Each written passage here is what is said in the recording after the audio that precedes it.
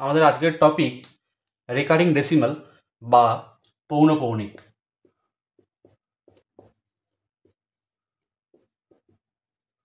Recurring decimal একটা সংখ্যা ধরে নেওয়া যাক 0.232323 এইভাবে চলতে থাকলো। এখানে 23 এই সংখ্যাটা বারবার রিপিট হচ্ছে। যেহেতু বারবার রিপিট হচ্ছে এই সংখ্যাটাকে বলা হয় রেকারিং ডেসিমাল। এখন এই রেকারিং ডেসিমাল একেই আমরা বাংলায় বলি পৌনঃপৌনিক। এই রেকারিং ডেসিমাল নিয়ে পরীক্ষায় সাধারণত একটা না একটা কোয়েশ্চেন আসে এবং এই জিনিসটা সম্পর্কে একটু ধারণা থাকলে আমরা খুব সহজেই এই পৌনঃপৌনিক বা রেকারিং ডেসিমেলের যে অঙ্ক থাকে সেগুলোকে আমরা সলভ করতে পারবো। একদম ছকে বাঁধা একটা ফর্মুলা রয়েছে, সেই ফর্মুলায় ফেললেই আমরা এই অঙ্কগুলো সহজে করে ফেলতে পারবো। দেখে নিই, রেকারিং ডেসিমালতে এই একটা হলো, আর একটা হয় মিক্সড। কীরকম হয়? তাতে এইরকম যে বারবার রিপিট হচ্ছে সংখ্যাটা, এই সংখ্যাটাও থাকবে এবং যেটা রিপিট হচ্ছে না সেটাও থাকবে। যেমন 0.1755555 এভাবে। তাহলে এখানে 5 বারবার রিপিট হচ্ছে কিন্তু 17 রিপিট হচ্ছে না। এখন যে ব্যাপারটা আসে পরীক্ষাতে সেটা হচ্ছে এই যে রেকারিং ডেসিমাল যে অঙ্কগুলো পরীক্ষায় আসছে বা এইগুলো সাধারণত আমাদের কী টাইপের অঙ্ক দেয়। যে টাইপের অঙ্ক আমাদের দেওয়া থাকে সাধারণত এগুলোকে বলা থাকে যে এগুলোকে এর সাধারণ মানটা বের করুন বা এটাকে ভগ্নাংশে পরিণত করুন। এই রকম কিছু শর্ট কোয়েশ্চেন দেওয়া থাকে, খুব সহজেই এগুলো করতে পারবো। শুধুমাত্র ফর্মুলায় ফেলতে হবে আমাদের। কি ফর্মুলা? এটাকে আমরা কিভাবে করব, ভগ্নাংশে কিভাবে নিয়ে আসবো, ফ্র্যাকশন বা ভগ্নাংশ কিভাবে আনতে হয়, তার জন্য যদি এই সংখ্যাটাকে ধরে নিই আমরা 0.232323, এটাকে আমরা যদি ডেসিমালে আনতে চাই এটা হয়ে যাবে 23/99। এটা হবে তার ডেসিমাল। সরি, এটা ডেসিমাল থেকে ফ্র্যাকশন, এটা ফ্র্যাকশন, ডেসিমাল টু ফ্র্যাকশন।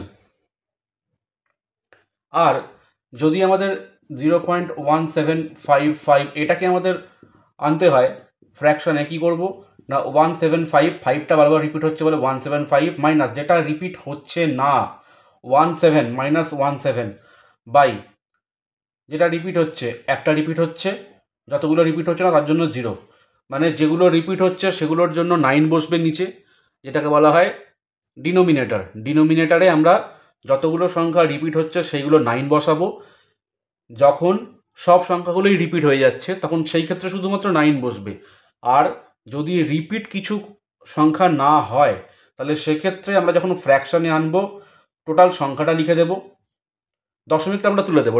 আমরা যখন দশমিক তুলে দিয়ে বসাবো 175 মাইনাস 17, যেহেতু 17 বারবার রিপিট হচ্ছে না, বাই 5-এর জন্য একটা 9, 17-এর জন্য দুটো 0, এটা হয়ে যাচ্ছে আমার 158, খুব সম্ভবত 158/900।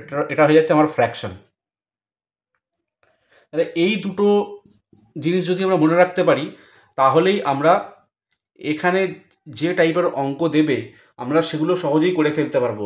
এখানে একটা অঙ্ক আমি করে দেখিয়ে দিই। ধরে নেওয়া যাক 4.12, 2 বারবার রিপিট হচ্ছে, যেটা বারবার রিপিট হচ্ছে তার মাথায় একটা বার দেওয়া রইল। এখন এইটাকে আমরা কীভাবে করব, এর ভ্যালু বের করতে হবে। কীভাবে বের করব?